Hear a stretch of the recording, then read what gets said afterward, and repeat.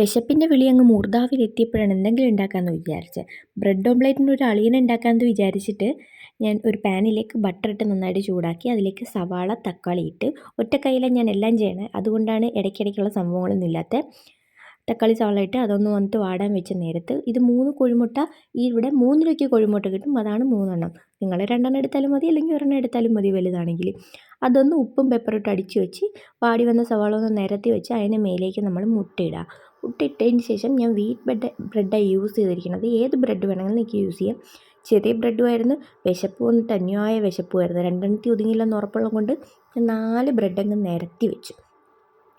ഇത് സെപ്പറേറ്റ് ചെയ്യാൻ തക്കാളിയൊക്കെ എടുത്ത് മാറ്റിയിട്ട്, പക്ഷേ കുറച്ച് വേഗം ടൈമുള്ളതുകൊണ്ട് ഞാൻ ഒറ്റയടിക്കായിട്ടാണ് ചെയ്തത്. എനിക്കറിയായിരുന്നു, അതുകൊണ്ട് ഞാൻ വലിയ പാൻ വെച്ചു.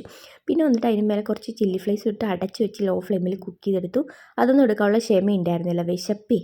എന്തായാലും അടിപൊളിയായിരുന്നു.